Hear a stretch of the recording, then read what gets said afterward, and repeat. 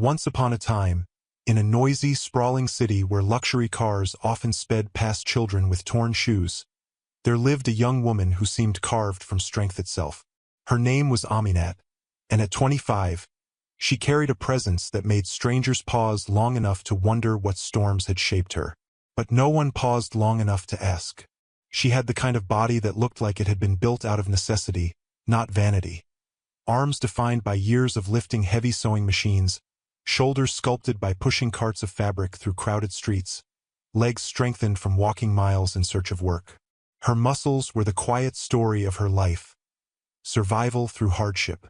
Aminat lived behind an abandoned kiosk made of rusted metal sheets and peeling wood. It wasn't a home. It was more like a forgotten space the world had tossed aside, and she had simply occupied. Rain leaked through the roof, wind hissed through the cracks, and at night, stray animals sometimes wandered too close. Still, she stayed because staying was cheaper than dreaming. Each morning, she would drag out her sewing machine, a heavy, old-fashioned device that required both force and patience, and place it on a small wooden table outside. That sewing machine was the only thing she owned that had never abandoned her. Its metallic frame was worn smooth from years of use, its base rusted from weather, but its needle still moved faithfully. And Aminat sewed. She patched broken seams. She shortened trousers. She repaired children's uniforms. She transformed discarded scraps of fabric into something wearable. She charged very little because charging more meant turning away people who had nothing. And Aminat knew what nothing felt like. The city around her roared with life. Cars honking, vendors shouting, engines rumbling. But all she heard was the rhythmic tick-tick of her needle and the quiet hum of determination. Her world was small, but her mind carried dreams larger than anything she had ever touched. She wanted a real shop someday, a space with shelves and bright lights, with mannequins dressed in her creations. She imagined customers walking in, admiring dresses she had designed, and she imagined herself handing them their purchases with pride instead of exhaustion. But dreams cost money, and Aminat barely earned enough to afford food. Still, she kept sewing. On this particular afternoon, the sun hung heavy in the sky, pouring heat down on the dusty road where she worked. Sweat gathered on her forehead, but she didn't stop. She was repairing a little boy's school shorts, carefully stitching the torn seams so the child wouldn't be mocked the next day. The boy stood silently beside her, watching her hands move with surprising delicacy for someone so strong. When she finished, she handed the shorts to him with a small smile. "Thank you," he whispered, shy and grateful. She nodded. "Go on now. Don't lose them again." The boy ran off, leaving behind a tiny cloud of dust. Aminat stretched her back, wincing slightly at the familiar ache. She wiped her brow with the back of her hand, then reached for another garment in the pile. That was when she noticed something unusual. Car was slowing down. Not just any car. A vehicle so polished, so sleek, so utterly foreign to the dusty environment that it looked like it had driven straight out of a different world. A Rolls-Royce, its glossy black exterior reflecting sunlight like a mirror, eased to a gentle stop a few feet away. Aminat blinked in confusion. Luxury cars didn't drive through this part of town. And if they did, they certainly didn't stop. She kept her eyes on her sewing machine, pretending not to care, though her heart had tightened in her chest. The car door opened. A man stepped out. He was tall, broad-shouldered, and carried the effortless confidence of someone who had never known poverty. His clothing was simple, a black t-shirt, jeans, but everything about him hinted at quality. His wristwatch caught the sunlight in a way no inexpensive watch ever could. He stood there for a moment, looking around, before his gaze settled on her. Aminat felt exposed, like someone had peeled away the protective layer she wore every day and replaced it with vulnerability. She swallowed hard and kept sewing, hoping he would simply continue walking. But he didn't. He walked toward her. His steps were slow, measured, almost cautious, as if he sensed that she was used to being approached with either pity or impatience, and he wanted to offer neither. When he reached her small workstation, he paused long enough for her to notice his shadow stretching across her table. She looked up. Their eyes met.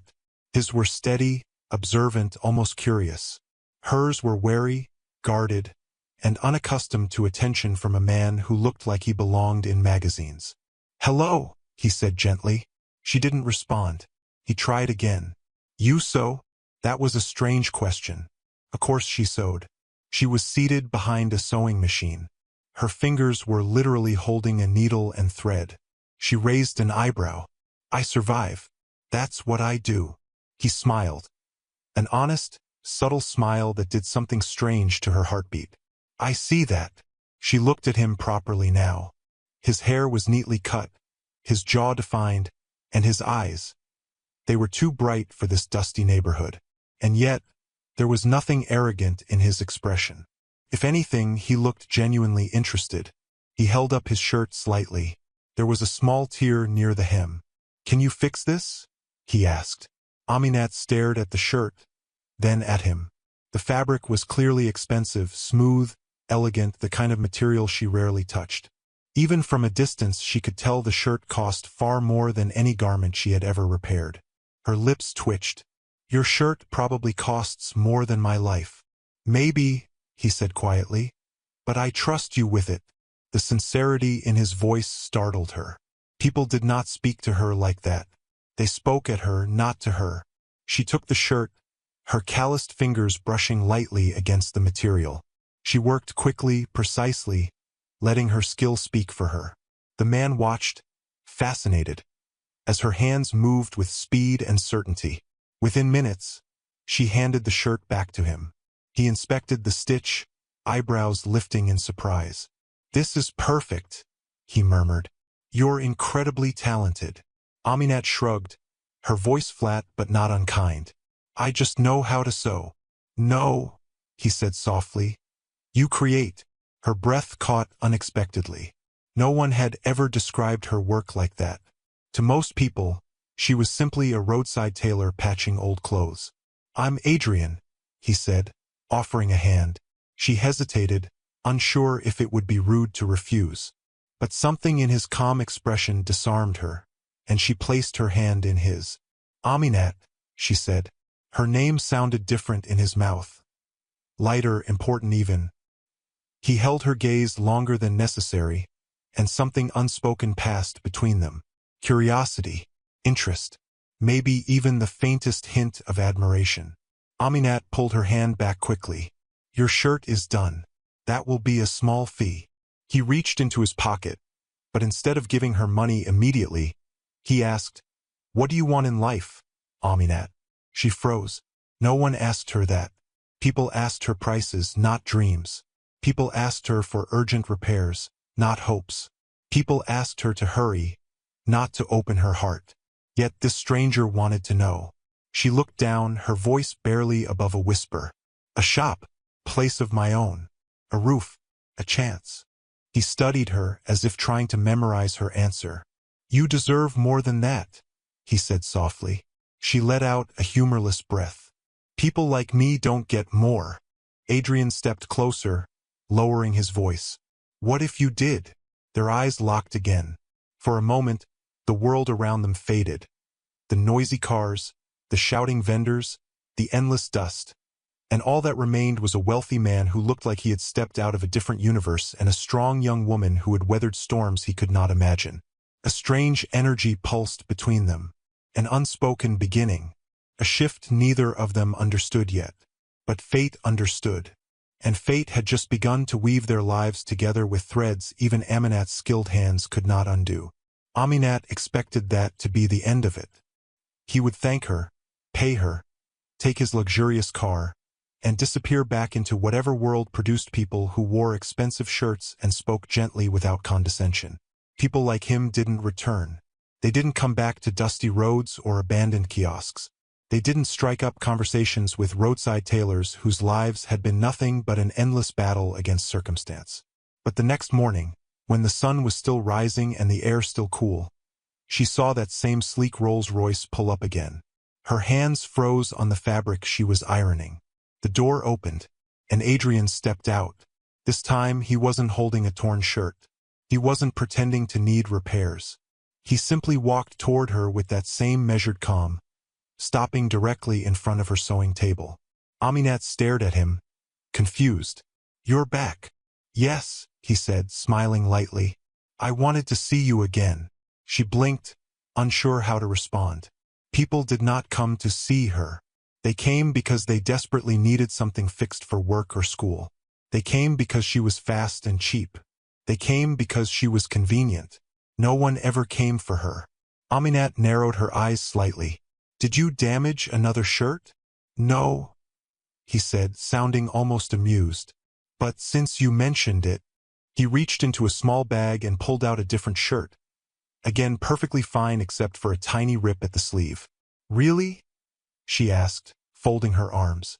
He shrugged casually. "What can I say? I'm clumsy." "Or you're trying too hard," she muttered. He laughed softly, and the sound warmed something deep inside her chest. Regardless of her skepticism, she took the shirt and repaired it with her usual precision. When she handed it back, he didn't leave immediately. Instead, he sat on the wooden bench near her kiosk, something absolutely no wealthy man had ever done before. Aminat didn't look at him, but she felt his gaze on her as she continued sewing. He finally spoke. "Do you always start this early?" She nodded without lifting her head. "People need their clothes fixed before work. And you do all of this alone?" "Yes." Her short answers didn't discourage him. If anything, they seemed to encourage him to observe more. After a minute, he said, "You work very hard." "It's what life requires," she replied. "And what do you require?" She paused, turning slightly to look at him. "I don't understand the question. I mean, what do you need? What would make things easier for you?" Aminat hesitated. She could have said money. She could have said a home. She could have said food or tools or new fabric. But she had learned that expressing needs sometimes invited pity, and pity was something she despised more than hunger. So she simply said, "Nothing." He studied her face closely. "You don't let people help you, do you?" She stiffened. "Help usually comes with conditions. Mine doesn't." She let out a soft exhale, almost a sigh. "Why are you here, Adrian?" He didn't answer immediately. Instead, he glanced at her sewing machine, at the pile of clothes beside her, at the way the morning light cast strength across her muscular shoulders. Finally, he said, "Because yesterday, when I watched you work, it felt like I was watching a story, not a job." Aminat frowned slightly. "A story?" "Yes. Someone fighting the world with nothing but skill and determination. Someone who refuses to give up, even when life gives her every reason to." For a moment, she forgot how to breathe. He continued, his tone softer now. "I wanted to see that person again." Aminat looked away quickly, letting her eyes fall back to the garment she was working on. She stitched faster than usual, trying to conceal the unexpected warmth spreading through her chest. People didn't notice her. They noticed her work, yes, but not her. Not the woman behind the stitches, behind the strength, behind the exhaustion. This man noticed. It made her uneasy. And something else she didn't want to name yet. Adrian returned again the next day. And the day after. Sometimes he brought a shirt with a tear she suspected he made himself. Other times he came empty-handed and simply sat nearby, observing her work or asking questions. "What inspires your designs? What was the first thing you ever sewed? What would your shop look like if you had one?" She answered reluctantly at first. But with time, she found herself talking more, not because she trusted easily, but because he listened differently from anyone she had ever met. He asked with curiosity, not pity. He listened with attention, not judgment. He spoke without superiority, even though everything about him screamed privilege. The strangeness of it was disarming. One afternoon, while she was adjusting the hem of a dress for a young girl, Adrian leaned back on the bench and asked, "Aminat, what if you didn't have to work in the sun every day?" She kept her eyes on her needle. "Life doesn't give everyone choices. But what if it gave you one?" He pressed gently. She paused mid-stitch. Her voice was quiet. "Then I wouldn't know what to do with it." He looked genuinely puzzled. "Why?" "Because choices come with consequences," she said. "And freedom comes with fear." Adrian opened his mouth to respond, but she lifted a hand, signaling she didn't want to continue the conversation. He respected that and fell silent. Yet something in her answer stayed with him. A woman who had lived without comfort for so long didn't dream casually. She dreamed carefully, cautiously, and often in secret. And Adrian felt a strange urge to protect that small, hidden part of her. Not because he pitied her, but because he admired her. One late afternoon, the sky suddenly darkened and the first drops of rain began to fall. Vendors scrambled to pull tarps over their goods. Motorists honked impatiently. People ran for cover. Aminat instinctively reached for her sewing machine, ready to drag it toward her shelter before the rain ruined the metal. But the machine was heavy and the storm was already strengthening. Before she could lift it, Adrian was beside her. "Let me help," he said. "No, I can manage," she replied immediately. He ignored her protest and lifted the machine with surprising ease, carrying it into the shelter before she could even argue. She followed him inside, breath slightly unsteady. Rain hammered the tin roof, turning the small space into a noisy cocoon. Adrian set the machine down and turned to her. "You don't have to do everything alone." She looked at him, rainwater dripping from her clothes, and for a moment, she didn't feel like the strong, unshakable woman she always pretended to be. She felt something else, seen. "Why do you keep coming here?" she asked quietly. He hesitated only a second before he answered. "Because you make this place feel different." Her brows drew together. "Different how?" "Real," he said. "Grounded. Honest. Nothing here is filtered or polished or hidden. It's life without masks." "And you don't have that in your world?" she asked. He shook his head slowly. "Not often." Another moment passed between them. Quiet, charged, meaningful. She studied him closely now, noticing the faint shadows under his eyes, the seriousness beneath his easy smile. There was a heaviness he carried, one she couldn't name yet. "Adrian," she said softly, "who are you really?" He didn't answer. Instead, he looked out at the rain, his expression clouded with a secret she didn't yet know existed. A secret that would soon shatter everything she thought she understood. A secret that would change their story forever. The next morning, the sky was clear again. Birds rustled on the branches above Aminat's shelter, and the air carried the soft scent of dust warming under the sun. She set her sewing machine outside as usual, her hands moving with practiced rhythm. But something inside her felt different. Adrian's words from the previous day replayed in her mind. "You don't have to do everything alone." She had heard many things in her life. Commands, insults, pity, rushed thank yous, the occasional rare compliment. But no one had ever said something like that. Not with sincerity. Not with understanding. She shook her head as if trying to scatter the thought. Adrian was a mystery she wasn't ready to unwrap. He came from a world far removed from hers, and she didn't want to be pulled into a fantasy. Reality was difficult, but it was familiar, predictable, safe in its own harsh way. She threaded her needle and focused on her work. But life had other plans. Around noon, the familiar purr of an expensive engine reached her ears. She didn't need to look up to know who it was.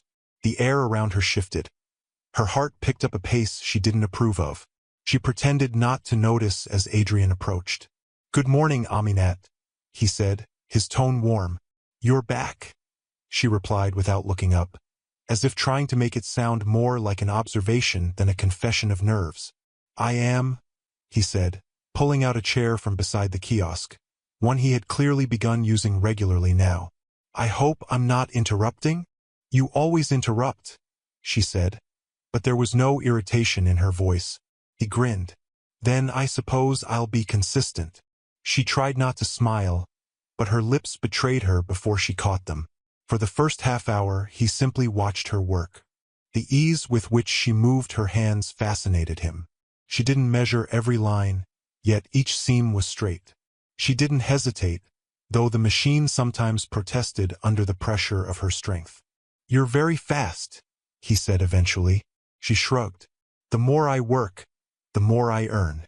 And the more you earn, the closer you get to that shop you want." Aminat paused mid-stitch.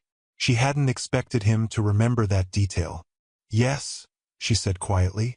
But it's still far away. How far? Far enough, she replied, not wanting to calculate the discouraging reality. Adrian rested his elbow on the table and leaned forward slightly. You know, I could. Don't, she said quickly. He blinked. Don't what? Don't offer to pay for my dreams. His lips parted, caught off guard by her sharp tone. I wasn't going to offer money, at least not directly. Then what were you going to offer? She asked. He exhaled slowly. Time, ideas, support, things that aren't always tied to money. Aminat's expression softened a fraction, though she was still skeptical. Why? You don't even know me. Maybe I want to, he said simply. Her heartbeat faltered. A group of customers approached, interrupting the moment. A few children needed their school uniforms repaired. A woman wanted her dress adjusted. A man had ripped his trousers. The usual stream of people filled the space with chatter and movement. Aminat worked quickly, her hands moving with speed and precision. Adrian watched all of it. How respectfully people treated her. How dependable she seemed to them. How they trusted her skill even if the world didn't value it enough. Suddenly, he stood. Let me help.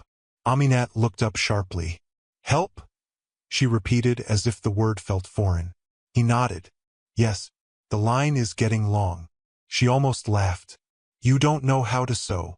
No, but I know how to keep people organized.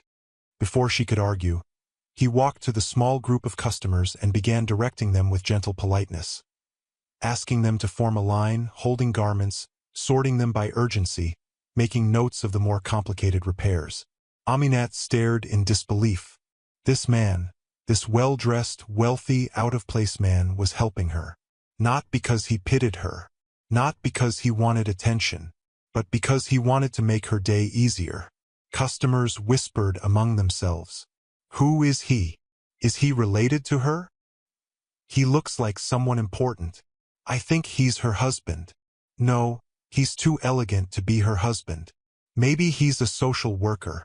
Aminat heard all of it but ignored it. Still, her ears burned. When the line reduced and the crowd dispersed, she finally turned to him. You shouldn't have done that, she said. Why? He asked. Because people will talk. He shrugged. Let them. I don't mind being talked about. But I do, she said quietly. He paused then, understanding settling in his expression. Do you want me to stop coming? He asked carefully. The question pierced her unexpectedly. Did she? Wasn't this exactly what she feared? A connection she didn't ask for but somehow needed? After what felt like a long moment, she gave the only answer that felt true. No. He smiled once more. A slow, relieved smile that softened the intensity of his features. Then I'll keep coming, he said. She didn't respond, but she didn't need to. Her silence was enough. As the sun began its slow descent, Adrian remained seated beside her while she continued sewing. They talked a little, mostly him asking questions and her answering only when she felt like it. But they also shared quiet moments, the kind that didn't feel empty. The kind that made silence comfortable instead of awkward. At one point, a gust of wind scattered some fabric scraps across the dusty ground. Adrian bent immediately to pick them up. Aminat, he said suddenly. I want to show you something. She glanced up. What is it? He reached into his bag and pulled out a folded sheet of paper. This is something I drew last night, he said. Aminat eyed the paper with both suspicion and curiosity. She set her work aside and took it carefully. It was a sketch, a well-drawn one. A shop, her shop, bright windows, organized shelves, sewing machines inside, a mannequin wearing a dress, a sign above the door that read, Aminat designs fine tailoring and custom creations. Aminat's breath stilled. For several moments she couldn't speak. Why? She whispered, her voice unsteady. Adrian smiled with gentle sincerity. You told me your dream. I wanted to imagine it with you. Her throat tightened. She looked at the drawing again and again, as if afraid it would disappear. No one had ever held her dreams with such care. No one had ever acknowledged her ambitions with this kind of seriousness. She folded the paper carefully, almost reverently. "Thank you," she said quietly. "You're welcome," he replied. He didn't mention the fact that he had spent hours sketching it. He didn't mention that he had researched shop layouts so it would look realistic. He didn't mention that he had stayed up late imagining what her life might be like if she didn't have to work under the sun. He didn't need to. Aminat could feel it. As the day drifted into early evening, Adrian checked his watch reluctantly. "I should go," he said, standing. Aminat nodded, though she felt a tug inside her she didn't want to name. "But I'll come back tomorrow," he added. She looked at him, trying to hide how those words affected her. "You don't have to." "I know," he said softly. "But I want to." He stepped into his car. For a brief moment, he hesitated before closing the door, his gaze lingering on her as though he wasn't quite ready to leave. "Good night, Aminat," he said. She lifted a hand slightly. "Good night." The car pulled away slowly, leaving a soft cloud of dust behind. Aminat watched until it disappeared from view, then sat back at her sewing table, her heartbeat unsteady. Something had shifted in her life, something she didn't fully understand yet. A man from another world had walked into hers, and part of her feared it, part of her welcomed it, part of her longed for more. Whatever this was, whatever it would become, it had already begun changing everything. The following week unfolded in a rhythm Aminat had never known before. Each morning, she would set up her sewing machine, arrange the day's garments, and prepare herself for the familiar grind of survival. But woven into that routine was something new, something unsteady and quietly thrilling. Adrian came every day, sometimes with a torn shirt she suspected he had intentionally damaged, sometimes with food he claimed he accidentally bought too much of, sometimes with nothing at all, just his presence, his curiosity, and the strange warmth in his eyes when he looked at her.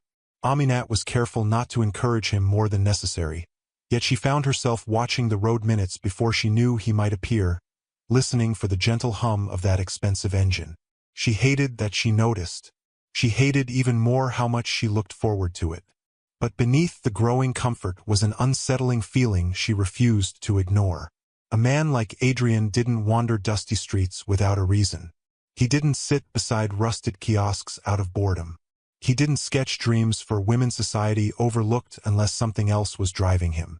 He was too calm, too patient, too insightful, and most of all, too familiar with hiding things. It lingered under everything he said and everything he didn't say. Adrian had a secret, and that secret was waiting to break loose. One day, Aminat arrived earlier than usual, the air still cool and the street unusually quiet. She was adjusting the position of her sewing table when she heard footsteps approaching. She turned and froze. Adrian was there, but something was different. He wore a formal shirt today, crisp and perfectly tailored. His hair was neatly styled. His expression was more serious than she had ever seen it. "Aminat," he said gently. Her eyes narrowed. "Why do you look like you're going to a meeting?" He hesitated. "Because I am." "Here?" she asked, confused. "No. After this." She folded her arms. "Then why are you here so early?" He sighed softly, running a hand through his hair in a gesture that revealed tension. "I didn't want to miss seeing you today." She swallowed, her heartbeat tripping dangerously. Before she could respond, a loud shout came from across the street. "Look, it's him. I told you it's him." Another voice followed, breathless and excited. "That's Adrian Cole." Aminat turned slowly, confused. A group of teenagers was approaching, eyes wide, phones already raised. "Sir, please, one photo," one of them begged. "Sir, we saw you in the magazine last week." Aminat stared at them, then at Adrian, her confusion deepening. They gathered around him with an odd blend of respect and awe, calling his name again and again. Adrian tried to keep them calm, raising a hand politely. "Please, not here," he said gently. "Give me a moment." The crowd kept growing, drawn by the sudden buzz. People whispered, stared, pointed, and Aminat felt the world around her tilt. "Adrian," she said slowly, her voice trembling. What is happening? He turned toward her, guilt flashing briefly across his face. Aminat, I was going to tell you. I was just waiting for the right moment. Her stomach tightened. Tell me what? The teenagers, overhearing her question, gasped. You don't know who he is? One asked in disbelief. He's the CEO of the coal group, another exclaimed. He's one of the richest men in the country. Aminat felt her heartbeat thudding against her ribs like a drum. CEO. Richest men. Coal group. A name she had heard before. A name associated with skyscrapers, investment portfolios, charity foundations, industries that touched everything from construction to technology. She looked at Adrian, the man who sat on wooden benches beside her, who helped her organize customers, who sketched dreams out of nothing but kindness.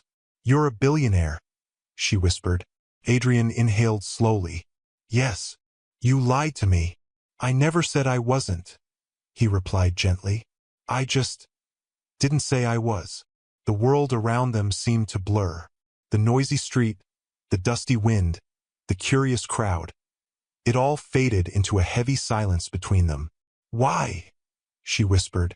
Adrian stepped closer, lowering his voice so only she could hear. Because I wanted you to see me. Not headlines. Not money. Not status. She stared at him, hurt tightening her expression. You think hiding the truth makes this easier? No, he said quietly. I did it because every time people know who I am, they treat me differently. They smile too quickly. They pretend too much. They expect something in return. I didn't want that from you. Aminat's throat tightened. The raw sincerity in his voice made it worse, not better. But you should have told me, she whispered. I deserved that. I know, he said, regret heavy in his tone. I was wrong. She stepped back slightly, her chest rising and falling with uneven breaths. All this time, I thought you were like me. I am like you, he said earnestly. No, she said, shaking her head. You're not. You can leave this place anytime you want. I can't. He opened his mouth to respond, but she lifted a hand. Please, give me space. It wasn't anger in her voice. It was something deeper. Disappointment, confusion, fear. Fear of losing the small sense of normalcy she had built with him. Fear of being seen as a charity case. Fear of hoping for something impossible. Adrian's face fell, but he nodded slowly. If you want me to leave, I will. She looked away. Not forever. Just not right now. He took one last look at her, soft, pained, longing, then stepped into his car. The crowd parted instantly, capturing pictures as he drove away, the glossy vehicle gliding out of sight. The moment he disappeared, the street felt unbearably quiet. Aminat stood frozen beside her sewing machine, her heart aching in a way she could not fully describe. The mysterious man who made her laugh, who made her dream, who made her feel visible, was a billionaire. A man born into a world she would never fully belong to. She sank onto her wooden stool, staring at her hands. They were hands shaped by labor, calloused by survival. Hands that mended broken seams but could not mend the growing tear in her chest. For the first time since Adrian had walked into her life, Aminat wished she had never looked up from her sewing machine that day. Because falling for a mystery was one thing, but falling for a billionaire felt like falling off a cliff with no ground below. Yet deep inside her, beneath the fear and hurt, something whispered, he came back for you. Not the world. You. But Aminat wasn't ready to listen. Not yet. The truth of Adrian's identity had cracked something inside her. And soon, that crack would become the first fracture in a love story powerful enough to shake both their worlds. Aminat didn't see Adrian for 3 days. 3 long, heavy, silent days. The dusty street felt emptier without the low hum of his car. Her sewing machine felt heavier without his occasional jokes filling the air. Even the customers noticed her mood, though they didn't comment, just offered sympathetic smiles she refused to acknowledge. Those 3 days stretched endlessly, each one reminding her of what she had begun to rely on without realizing it. his presence, his voice, the way he observed her as if she was more than a woman stitching fabric under a fading sun. She hated that she missed him, hated that she cared, hated that she kept glancing toward the road every time an engine sounded remotely familiar. But what she hated most was the fear that he wouldn't return, that her harsh words and her request for space might have driven him away for good. By the fourth day, she stopped pretending she wasn't waiting. The morning passed slowly. Noon dragged. The afternoon sun blazed with uncomfortable intensity, making the metal roof of her shelter groan with heat. She stitched a hem, replaced a zipper, adjusted a neckline, but she didn't focus. Her eyes drifted again and again toward the road. And then, just when she had nearly convinced herself that he would never come back, she heard it. That gentle, unmistakable engine hum. Her heart stumbled. She kept her gaze on her sewing machine, pretending not to notice. But she noticed. She noticed the car slowing. She noticed the door opening. She noticed the familiar footsteps. And she noticed the quiet way he said her name. Aminat. She lifted her head slowly. Her breath caught at the sight of him. Adrian looked different. His expression carried something deeper than regret, something heavier than apology. His eyes held the soft ache of someone who had missed what he wasn't sure he deserved to miss. He approached slowly, leaving a respectful distance between them. Gone was the easy confidence he usually carried. In its place was vulnerability, raw and unguarded. "I didn't want to come too soon," he said quietly. "I wanted to give you the space you asked for." Her chest tightened. "I didn't ask you to stay away forever." "No," he said. "But I didn't know how long you meant. I didn't want to make things worse." She exhaled softly, the tension in her shoulders easing a little. "Why are you here now?" she asked. "Because I couldn't stay away anymore," he said simply. The honesty in his tone reached her before she could block it out. For a long moment, neither of them spoke. The world around them felt suspended, children's laughter in the distance, the smell of fried food from a nearby stall, the quiet rustle of wind. Everything blurred into background noise. Only the two of them existed in the center of that stillness. Finally, Adrian took a cautious step forward. "Aminat," he said softly, "I'm sorry. I should have told you who I was." She swallowed hard. "You should have."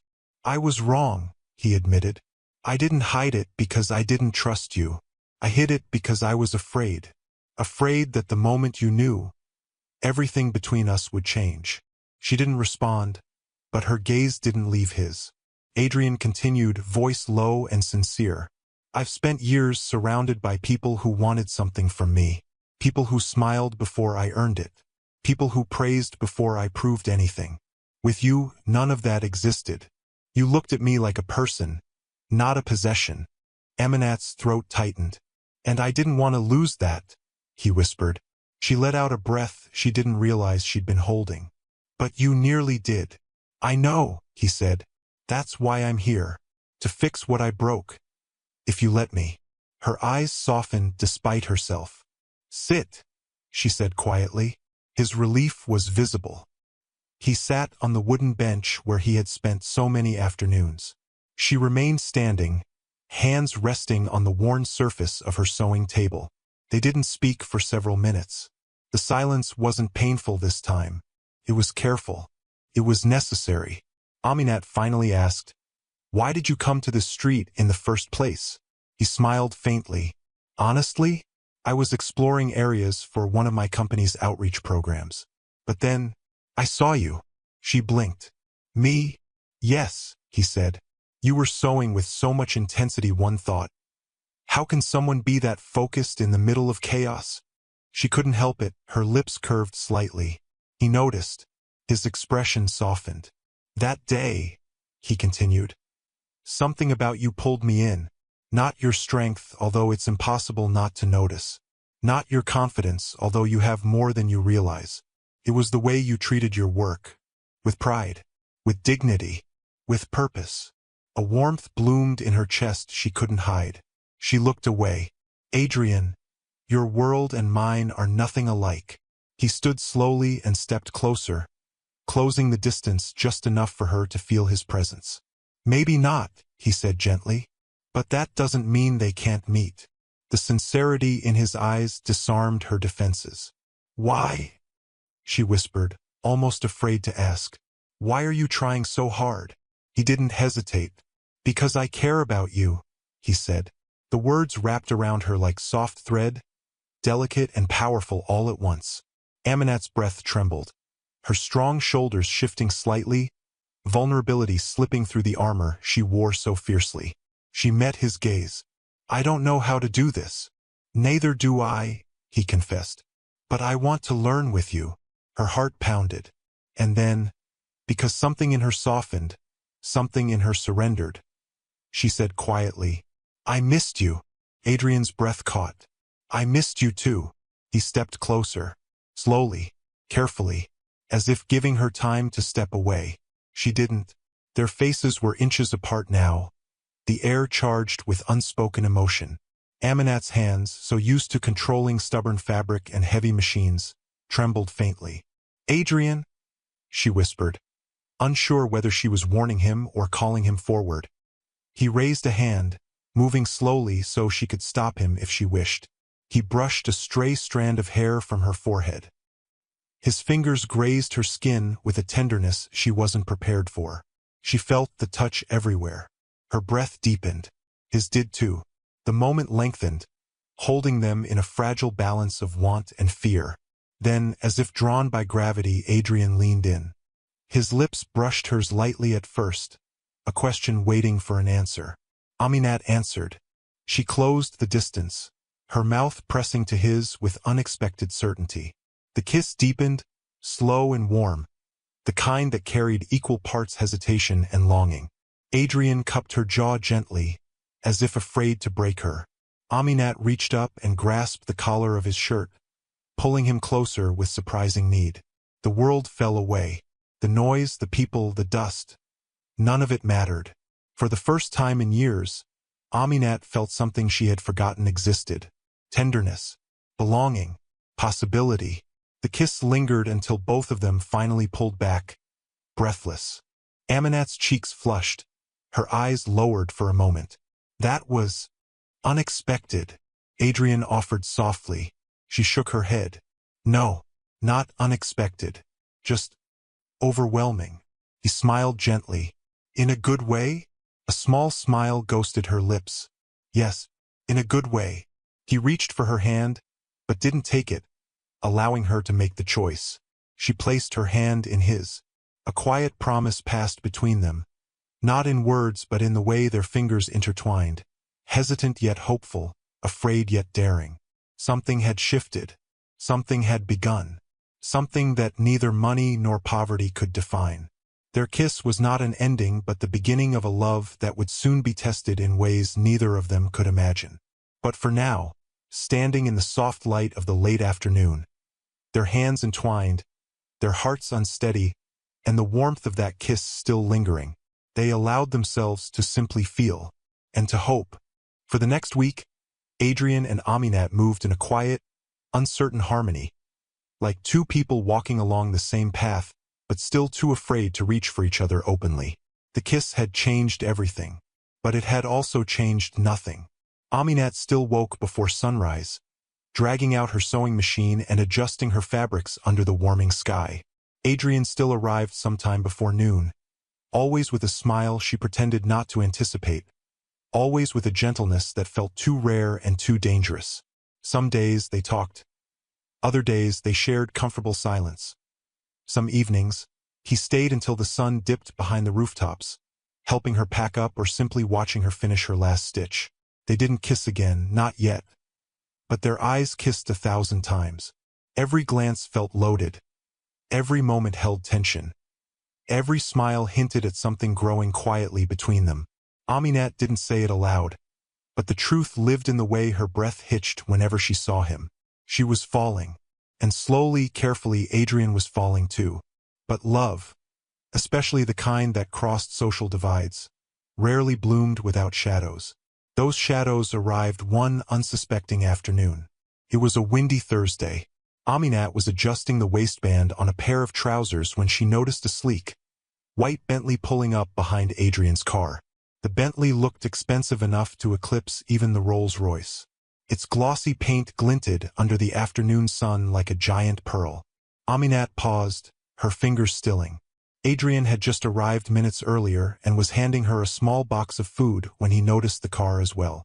His expression changed instantly. His jaw tightened. His shoulders stiffened. His easy smile faded into a grim, unreadable line. Aminat frowned. "Do you know who that is?" Before he could answer, the Bentley's door opened. A tall woman stepped out. Not just tall, striking. Her heels clicked sharply on the dusty ground, somehow avoiding every imperfection on the uneven pavement. Her dress was a tailored masterpiece, hugging her slender body as if it had been sewn directly onto her. Her hair was styled in a sleek wave, her makeup flawless, her jewelry subtle but undeniably expensive. She looked like she had stepped out of a luxury magazine onto a completely different planet. And her eyes, cold, sharp, calculating, locked onto Adrian with immediate annoyance. "Adrian!" she snapped, marching toward him like a storm in stilettos. Adrian sighed, rubbing his forehead. "Here we go." Aminat straightened, instinctively stepping back in caution. The woman stopped right in front of him, her voice ringing with indignation. "Are you out of your mind?" she demanded. Adrian kept his voice calm. "Hello, Samantha." Aminat froze. So this was her, the ex. She felt an immediate, discouraging heaviness in her chest. Not jealousy, but worry. This woman belonged to Adrian's world. She fit it perfectly, seamlessly, painfully. Samantha crossed her arms. "I have been calling you for days." "Days, Adrian. And then I see pictures online of you wandering around dusty streets?" "With her." Her chin tilted toward Aminat with unmistakable disdain. Something inside Aminat bristled, but she held still. "Samantha," Adrian said, stepping slightly to block her gaze from Aminat. "I made it clear months ago that we are no longer together." Samantha laughed in disbelief. "Oh, please. Breakups don't happen in a vacuum. We have history, Adrian. Our families have history. You cannot just walk away and... Her eyes darted again toward Aminat.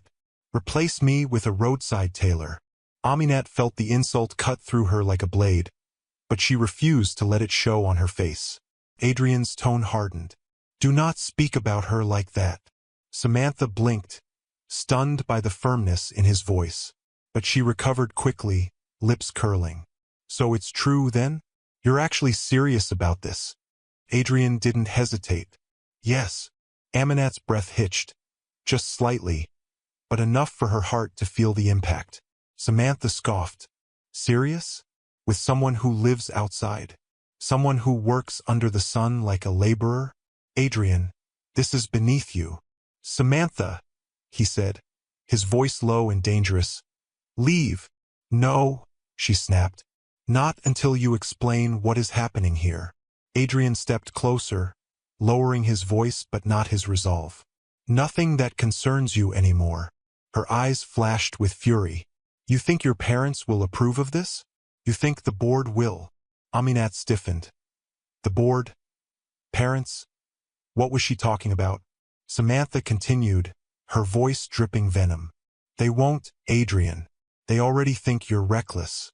This," she gestured toward Aminat again, "will just confirm it." Adrian's jaw tightened. "Enough." But Samantha wasn't finished. "She doesn't belong in your world. She never will. And when this ends, and it will, don't come running back to me." Aminat felt the wind knocked out of her. She hated how deeply the words stung, not because Samantha said them, but because part of her feared they were true. Adrian took a deep breath, visibly restraining anger. "Samantha, I will say this once. Leave her alone. Leave me alone. Whatever we had is over." Samantha stared at him, disbelief melting into an expression Aminat couldn't define. Hurt? Humiliation? Jealousy? "Fine," she whispered bitterly. "Ruin your life. I don't care anymore." She turned sharply, walked back to her Bentley, and slammed the door before speeding away in a cloud of dust and wounded pride. Adrian exhaled, rubbing his temples. Aminat stood frozen. Her heart felt like it had been wrung. Her voice came out soft, unsure. She's your ex? He nodded, still looking exhausted. Unfortunately, yes. And she thinks that you and I will cause trouble for you. That woman thinks everything is trouble, he muttered, then softened his tone. Aminat, don't let her words get to you. Aminat looked down at her hands. The hands that bore calluses and scars, that had stitched survival into every fiber they touched. She's right, she whispered before she could stop herself. Adrian's head snapped toward her. No, she isn't. She fits your world, Aminat said, forcing the words out even though they tasted bitter. I don't. You fit my life, he said firmly. She looked away, feeling exposed. Your parents won't approve. She said so. He hesitated, and she felt the truth in that silence. Aminat nodded slowly. Exactly. Adrian stepped closer, gently lifting her chin so she would look at him. Aminat, I choose you. Not my parents. Not my past. Not anyone else. Her eyes softened, swimming with emotion she didn't want to show. You don't know what you're choosing, she whispered. His response came instantly. Then help me understand. The wind picked up again, rustling fabric around them.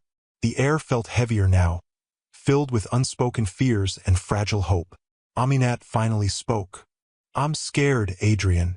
He touched her cheek softly. So am I. Their eyes held each other, heavy with the truth they both felt. Love wasn't the problem. The world around them was, and that world had just declared war. But neither of them stepped back. Not yet, because even though their fear was loud, their connection was louder, and soon they would discover just how deep their bond truly ran. Samantha's unexpected appearance left a crack in the world Adrian and Aminat had begun to build. Small, but deep enough to let doubt slip in. Aminat didn't want to admit it, but Samantha's words haunted her long after the Bentley disappeared. There was truth in them, painful truth, dangerous truth. Aminat wasn't foolish. She understood social walls. She understood the invisible lines drawn between people like her, who stitched life together with their bare hands, and people like Adrian, whose feet had never touched the soil of hardship. And yet, Adrian kept coming. Every day he returned, determined to rebuild the thin bridge between them brick by fragile brick. He refused to let Samantha's venom silence him. He refused to let fear push him away. Aminat admired it, but she was also afraid of it. The confrontation she feared came faster than either of them expected. 3 days after Samantha's outburst, Adrian received a series of urgent messages from his mother, then his father, then his assistant, one after another, each message more stern than the last. He ignored every call. But when a black SUV pulled up beside the Rolls-Royce outside Aminat's kiosk, his heart sank. Adrian turned toward the vehicle even before the door opened. A tall, commanding woman stepped out first, his mother, Evelyn Cole. Her presence carried a level of refinement that made the street feel like a backdrop unworthy of her shoes. She wore a pearl-white suit, tailored to perfection, her hair pulled back in a sleek, elegant twist. Her eyes, sharp, intelligent, unwavering, swept the environment with barely concealed discomfort.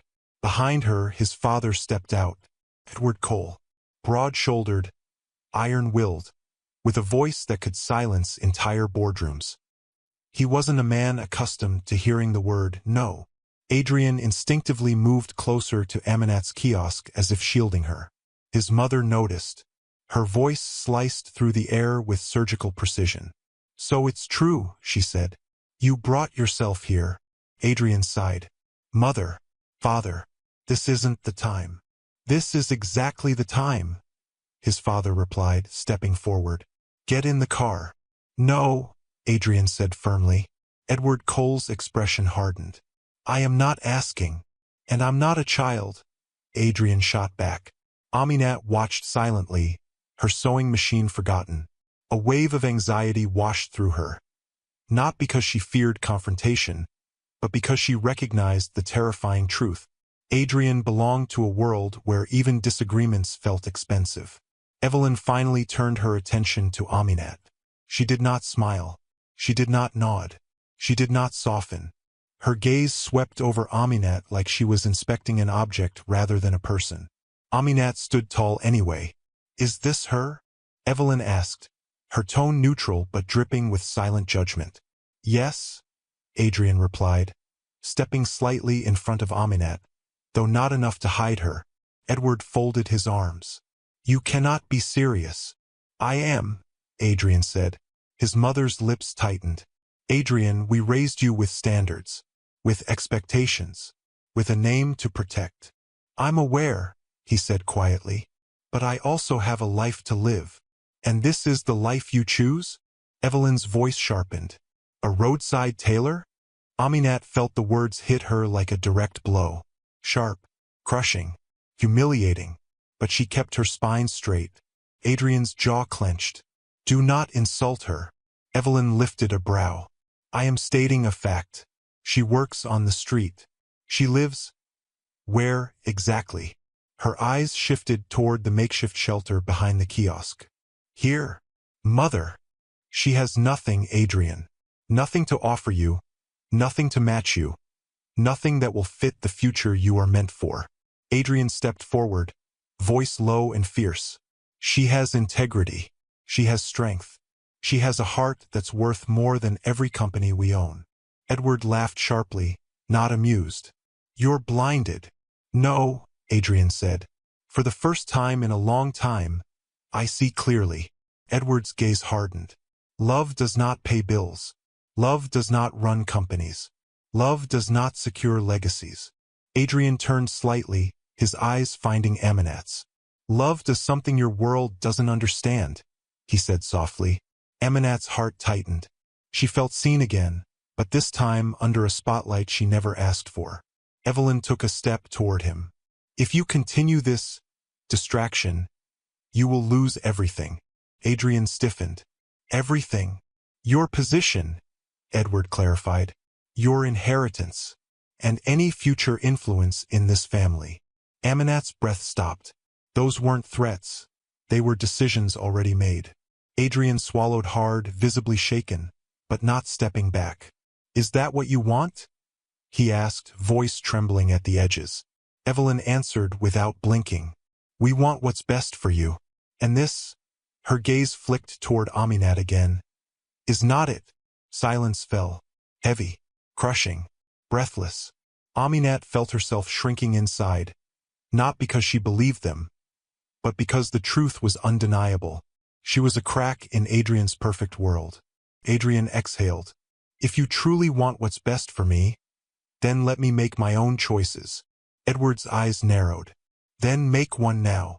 Aminat swallowed, her heart pounding. "Adrian," she whispered, her voice cracking before she could stop it. "Don't do this." He turned quickly, shock on his face. "Aminat." She shook her head. "I won't be the reason you lose your family." "You're not," he insisted. She stepped back. "I'm already the reason they're here."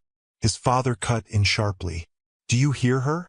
She understands the situation better than you do." Adrian ignored him. "Aminat, please don't say that." Her voice trembled. "You don't deserve to choose between your life and me." "But I will," he said. "I would." His parents stared at him, stunned by the conviction in his voice. Aminat stared at him too, because for the first time she realized this wasn't just affection. This wasn't just interest. This wasn't just kindness. Adrian was falling in love with her, deeply, dangerously, and it terrified her. She whispered, barely audible, "Adrian, I'm scared." His voice softened, collapsing all the walls inside her. "I am too." His mother stepped in again, her tone calm and cold. "Choose, Adrian." He looked at her, then at his father, then at Aminat. The weight of all three worlds pressed on his chest. And after a long, suffocating silence, he spoke. "I'm not choosing," he said. "Not today. Not here. Not like this." But silence doesn't mean surrender. His father's gaze hardened. Then this conversation is not over. Evelyn turned, lips tight. We will speak again soon. Privately. The SUV doors opened. But before stepping inside, Evelyn turned her head slightly and whispered, not to Adrian, but to Aminat. Be wise, girl. Let him go. Then she disappeared into the vehicle. The SUV drove off. Adrian stood frozen, chest heaving, hands shaking. Aminat stood equally still, tears pressing behind her eyes but refusing to fall. He finally turned toward her, his voice breaking at the edges. I'm sorry, he whispered. She shook her head. Adrian, this is bigger than us. He stepped closer. Then we fight it. Her lips trembled. I don't know how. He took her hand carefully, as if afraid she might pull away. Together, he said. We fight together. Her fingers tightened around his, not fully, but enough. Enough to say, she wasn't leaving. Not yet. Not without hearing what his heart still wanted. The battle lines had been drawn. The world had taken its first blow. But love, fragile and trembling, still stood between them, refusing to break.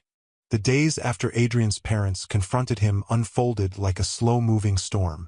Not loud, not dramatic, but persistent, creeping into every corner of their fragile connection. Aminat felt it first.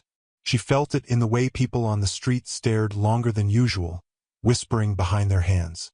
She felt it in the way some customers hesitated before approaching her, as though she had suddenly become part of a story too large for them to touch. And she felt it most deeply in the echo of Evelyn Cole's cold voice. Let him go. Aminat had heard insults all her life. She was used to being underestimated, dismissed, ignored. But this was different. This wasn't about her sewing skills or her living condition. This was about her worthiness. Or rather, the belief that she had none. She tried not to let the words sink into her, but they clung like shadows, following her through the day, whispering at night when she tried to sleep. Adrian, meanwhile, moved through the days with visible strain. He still visited her, but stress clung to him like smoke. Sometimes he arrived with forced smiles. Sometimes he looked like he hadn't slept well. Sometimes his shoulders drooped in a way he tried hard to hide. Aminat noticed everything. One afternoon, she finally asked, You're quieter today. He sighed, rubbing the bridge of his nose. My parents are persistent. Persistent how? They want meetings, discussions, ultimatums. Her chest tightened. Because of me. He didn't deny it. Instead, he stepped closer. Aminat, none of this is your fault. She looked away. It feels like it is. No, he said, firmer now. They are responsible for their choices. Not you. She nodded, but it wasn't conviction. It was exhaustion. Adrian noticed. Aminat, he said gently, brushing a thumb against the back of her hand. I don't want you to carry this alone. She swallowed hard. I'm not sure I can carry it at all. He opened his mouth, but she stepped back slightly, putting distance between them. Something within her had begun to fold inward. Fear had found a crack and was slowly widening it. That night she barely slept. Her mind replayed every word his parents had thrown at her. Every warning. Every insult that had been disguised as concern. And beneath it all was the most terrifying thought. What if they were right? What if she really didn't belong in his world? What if she ruined his future? What if she became the reason he lost everything? By morning, her chest felt heavy with a decision she didn't want to make. But life had taught her a truth she couldn't ignore. Sometimes, love wasn't enough. The next day, Adrian appeared earlier than usual. His eyes held urgency, worry, hope, all pouring into his expression as if he sensed something had shifted. Aminat, he said, stepping toward her. I need to talk to you. She didn't meet his eyes. Instead, she kept her attention fixed on a piece of torn fabric she wasn't actually sewing. Adrian's breath caught. What's wrong? She didn't answer right away. Silence stretched, painful and thick, until she finally whispered, I can't do this anymore. The words cut through the air like a blade. Adrian froze. Do what? This, she said quietly, gesturing between them. Whatever this is becoming. His heart thudded painfully. Aminat, why? Talk to me. She shook her head, still refusing to meet his gaze. It's too much. All of it. The attention. The expectations. The fight with your parents. The world you come from. And the world I'm trapped in. You're not trapped, he insisted, stepping closer. And I don't care about what people think. I do, she said, her voice finally breaking. I care. Her hands trembled as she lowered them from the table. Your parents don't want me in your life. Your ex hates me. People stare, judge, whisper. And I? She swallowed hard as tears gathered despite her attempt to hold them back. I can't breathe under all this. Adrian's face fell with devastating softness. Aminat, he said quietly. We can get through this. No, she whispered. You can get through anything. You come from strength I will never understand. He shook his head fiercely. Don't do that. Don't talk like you're beneath me. But I am, she said, the pain cracking her voice. I live behind an abandoned kiosk. You live in mansions. I fix people's clothes for pocket change. You sign checks worth more than I've ever seen. I don't fit in your life, Adrian. And I never will. Don't say that, he pleaded. Don't do this to us. Her tears spilled over. I'm not doing this to us. I'm doing this for you. For me? He echoed, stunned. Yes, she said. You will lose everything because of me. Your family. Your inheritance. Your place in your company. All for someone who can't give you anything equal in return. He stepped even closer, desperate now. Aminat, I don't care about money, or status, or any of that. I care about you. She closed her eyes, as if the words physically hurt. How can you say that? She whispered. How can you love someone like me? He reached out to touch her arm, but she stepped away. Just a small step, but it felt like miles. She wiped her eyes. I'm tired, Adrian. I'm tired of fighting life every day. I'm tired of being brave. And now, I'm tired of holding something I'm not allowed to keep. You are allowed to keep me, he said, voice thick. I'm yours. No, she whispered, shaking her head. You're not. Your life isn't your own. It belongs to your name, your position, your family, your world. Her next words shattered him. I won't be the reason you break. He felt the ground shift beneath him. Aminat, don't do this. Please. She stepped back again, creating a painful distance he couldn't cross. This is why Samantha came, she said. This is why your parents came. This world will never accept us. And I don't want to live every day waiting for the moment when you finally see what they see. That I was a mistake. You're not a mistake, he whispered, voice breaking. You're the best thing that has happened to me in years. But she didn't believe him, because fear had already dug its claws deep. Aminat turned her face away, tears falling silently. He reached out, hesitated, then let his hand fall. Goodbye, Adrian, she whispered. He felt his heart tear. Aminat, please. She shook her head, backing away until she reached the entrance of her tiny shelter. She whispered one last time, I can't love you the way your world requires. Then she slipped behind the curtain, shutting him out. Her breath broke into quiet sobs. Adrian stood frozen in the dust, his world sinking around him. He waited, and waited, and waited, but the door didn't open. She didn't return. For the first time in a very long time, Adrian cried. Not because he had lost his fortune or his position or his privileges, but because he had lost the one thing he didn't know he needed. Her. Aminat sat inside, knees pulled to her chest, trying to smother the sound of her own heartbreak. She pressed her fists to her chest, as if she could physically hold herself together. And outside, the man who would have chosen her over everything he owned walked away. The dust rose behind his car as he drove off slowly, empty, grieving, defeated. Both of them broke in different places, but neither of them knew yet. Love wasn't done with them, not even close. Aminat expected the world to go quiet after she broke things off. Instead, Everything grew louder. Her sewing machine clattered louder. The street noises pressed heavier. Her heartbeat thudded so intensely at night that she covered her ears to drown it out. But nothing drowned the ache. Nothing weakened the memory of Adrian's voice shaking when he whispered her name. She had pushed him away. She had chosen the safe choice. She had convinced herself that letting him go would protect them both. Instead, she had broken something inside her that refused to be mended. Days went by. 4 days. Then 6. Then a week. No Rolls Royce. No footsteps and no gentle voice saying, "Good morning, Aminat." No warmth lingering in the dusty air. He was gone. She had expected relief.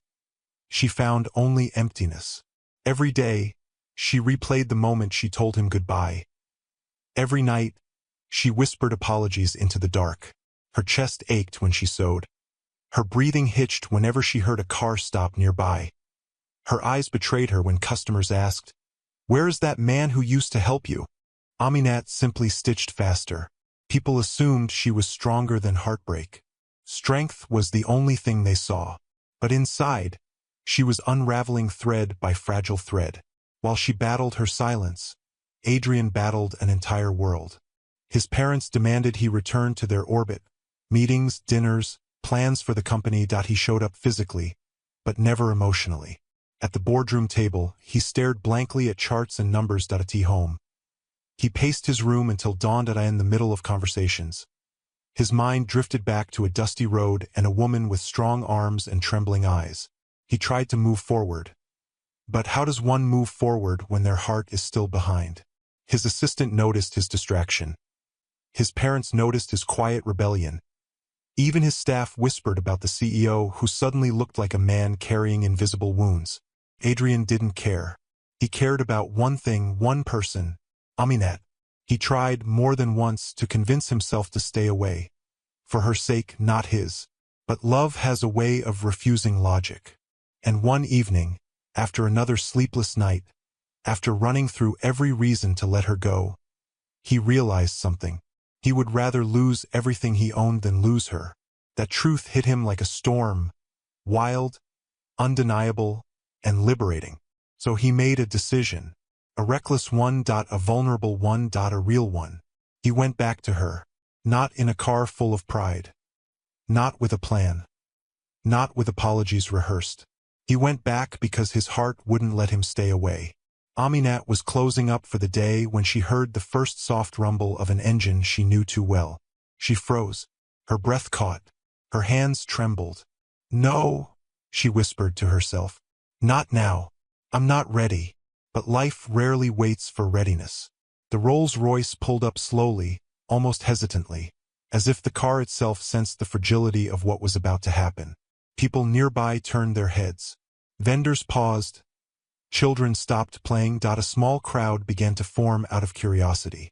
The door opened, and Adrian stepped out, not in his usual calm, confident manner. His eyes were red, his hair disheveled, his clothes rumpled, that he looked like a man who had been fighting the impossible. Aminat's breath broke. She didn't move. Couldn't. He walked toward her slowly, each step filled with raw emotion. When he reached her, he didn't speak. He didn't greet her. He simply sank to his knees, right there on the dusty ground.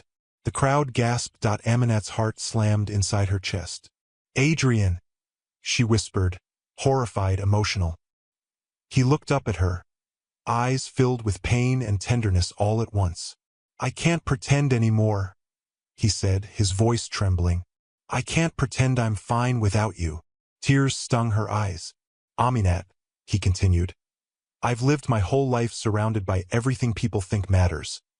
Wealth, influence, power. Yet none of it ever made me breathe the way I breathe when I'm with you." Her lips parted, trembling. "Adrian, please get up." He shook his head. "No, not until you listen." People watched silently, the entire street holding its breath. "I didn't come here to fight," he said. "Not with your fears. Not with my parents. Not with the world." He placed a hand on his chest, voice breaking. "I came here because I can't lose you.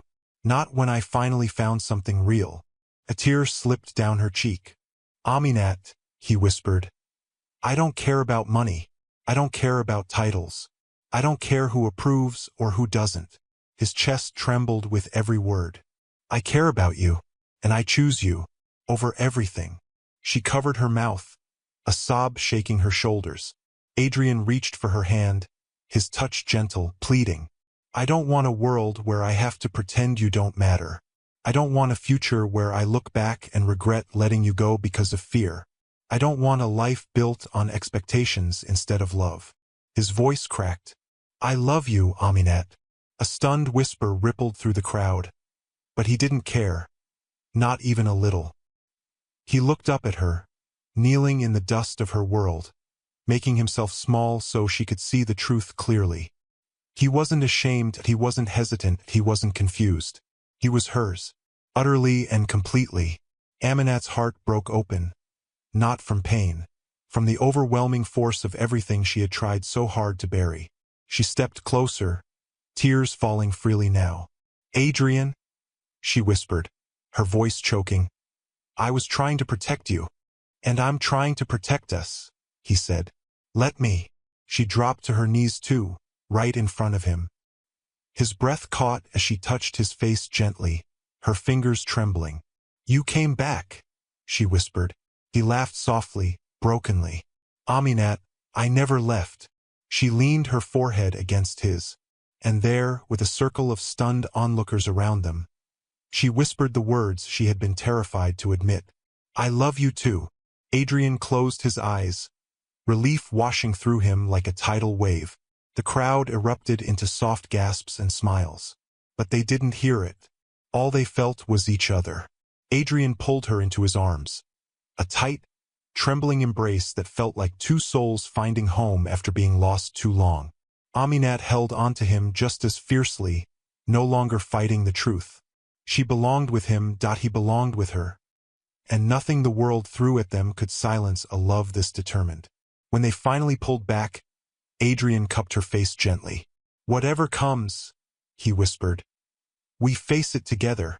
Aminat nodded, tears still streaming. Together, both hearts trembling, both worlds colliding, both souls choosing each other, openly, fearlessly, powerfully. It was messy. It was overwhelming. It was real. And for the first time since their story began, their love felt unbreakable. After Adrian returned to Aminat, kneeling in the dust, declaring his love with a rawness that shook the air around them, something changed between them. Not instantly, not magically, but deeply. The fear that once stood between them didn't disappear. It began to soften. It bent under the weight of their truth. It stopped being a wall and became something closer to a question they now faced together rather than apart. And just like that, the world didn't feel as impossible anymore. In the weeks that followed, they rebuilt slowly but intentionally. Adrian came not with promises he couldn't keep, but with consistency. He sat with her as she sewed, bringing her water when the sun scorched the air. He helped her organize fabrics. He listened to her ideas, her fears, her secret dreams she had never dared speak aloud until now. Aminat let him in cautiously, but genuinely. She laughed more. She looked him in the eyes longer. She allowed herself to lean into his presence instead of pulling away from it. Their love grew not from grand gestures, but from everyday tenderness.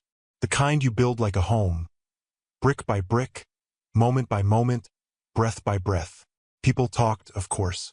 Some shook their heads, some whispered, some watched in quiet awe. But none of it mattered, because love wasn't a debate. It was a choice, and they chose each other every day. One afternoon, Adrian arrived in casual clothes, his sleeves rolled up, his hair tousled by the wind. He had a quiet, almost playful energy about him, something Aminat noticed instantly. You're smiling too much, she teased. It's suspicious. He grinned. I have plans. Plans? Yes. Come with me. She eyed him suspiciously. Where? It's a surprise. A small shiver of excitement ran through her. Adrian, surprises make me nervous. I know, he said softly. But trust me. And she did. For the first time in her life, She let someone lead without questioning where the road ended. They got into his car, and as the city blurred by, she leaned her head against the window, the wind brushing her skin. Adrian drove quietly, occasionally glancing at her with a softness that made her heart flutter. When they arrived, she sat up straighter. It was a large building site, fenced, unfinished, but buzzing with potential. Workers moved around with purpose, bricks stacked neatly, beams rising toward the sky. Aminat frowned. "What is this place?" Adrian smiled gently. "Come." He guided her toward the center of the construction area, where a sign stood covered by a white cloth. He placed a hand on the cloth. "This," he said softly, "is your future." And he pulled the cloth down. Aminat gasped. The sign read, Aminat Dsigns Tailoring House and Training Studio in partnership with the Cole Foundation. Her knees nearly gave out. "Adrian," she whispered, stepping forward in disbelief. What is this?" He gently took her hands. "This is your dream, the one you were too afraid to let yourself want. The one I promised to imagine with you, and now want to help you build." Tears filled her eyes. "You deserve a place where your talent can grow," he continued. "A place where people can see you the way I see you. Strong, brilliant, extraordinary." She wiped her cheeks. "I don't know what to say." He smiled softly. "Say you'll let yourself believe in good things. Say you'll let yourself be loved without fear." She looked at him, her heart trembling. "I'm trying," she whispered. He touched her cheek gently. "That's all I want." But even then, she didn't know. This wasn't the real surprise. Not yet. 2 months later, the building began to take shape. Adrian visited almost daily. Aminat spent countless hours helping design the interior, choosing layouts, sketching concepts, imagining possibilities she once locked away deep inside her heart. Their relationship blossomed with an ease that felt almost surreal. There were still challenges. Glances from strangers, tense conversations with his parents, moments where doubt threatened to resurface. But every time fear knocked, Adrian answered with steadfast love. And every time he faltered, Aminat grounded him with her strength. They were opposites, but they were equals. Two worlds that should never have collided, yet somehow fit together perfectly. The night he proposed, the sky was unusually clear, the stars shimmering as if waiting for something magical to unfold. Adrian invited her to the rooftop of a tall building overlooking the city. Soft lights hung overhead, their glow gentle and warm. Candles lined the floor. The air felt like a held breath. Aminat stepped out and froze. "Adrian," she whispered, awe coloring her voice. "What is all this?" He stood in the center of the roof, holding a small box behind his back, nervous energy radiating from him. "I wanted to take you somewhere beautiful," he said softly, "because you've made my life feel like this every day." Her breathing softened. He stepped closer. "Aminat, there was a time I didn't know what I needed. I had everything money could provide, yet I was empty. And then I met you. This woman sitting at a sewing machine on a dusty road who carried more dignity and strength than anyone I had ever known." Her eyes filled with tears. "You taught me what love looks like," he continued. "Not the polished kind my world pretends to understand. Real love, raw love, brave love." Her lips parted in an emotional tremor. He stopped in front of her. "I want to walk through life with you," he whispered. "Not above you, not ahead of you, with you." Then, heart pounding, voice trembling, he slowly lowered himself to one knee. Aminat's breath hitched. People on the nearby building terraces gasped quietly. Cars passing below slowed. The world seemed to pause. Adrian opened the velvet box. Inside was a diamond ring, but not flashy, not extravagant, not meant to overwhelm. It was elegant, simple, radiant, perfect for her. "Aminat Lawal," he said, voice thick with emotion. "Will you marry me?" Her knees weakened. Tears spilled freely now. She breathed, voice cracking. "I don't deserve." He cut her off softly. "You deserve everything, and I want to spend my life proving that." Her heart broke open. She dropped to her knees too, facing him. "Yes," she whispered. "Yes, I will marry you." Adrian laughed in relief, eyes wet, as he slid the ring onto her finger. Then he pulled her into a kiss, deep, tender, overflowing with devotion. Above them, the stars sparkled brighter than ever. The wedding that followed months later became the event of the year. Not because of wealth, though it was magnificent. Not because of extravagance, though it was breathtaking. But because it told the story of a love that defied expectations. The venue was a grand garden filled with white roses and golden lights. Guests arrived in elegant attire, whispering with awe at the transformation of the muscular tailor who once worked beside a dusty road. Aminat walked down the aisle in a gown she designed herself, crafted with careful precision, each stitch a memory of where she came from. The dress fit her strong silhouette beautifully, celebrating her power rather than hiding it. Adrian stood at the altar, eyes shining, his breath stolen the moment he saw her. When she reached him, he took her hands. "You are my miracle," he whispered. "You are my home," she replied. They exchanged vows, promises of loyalty, courage, compassion, and unwavering choice. When the officiant pronounced them husband and wife, Adrian didn't wait. He pulled her close and kissed her with the certainty of a man who had found his forever. Crowds cheered. Cameras flashed. Families cried. Yes, even Evelyn Cole's eyes glistened with reluctant emotion. And there, beneath cascading lights and blooming flowers, the billionaire and the once homeless tailor sealed their love with a kiss that spoke louder than any words. Their story began in dust. It rose through storms. It survived fear.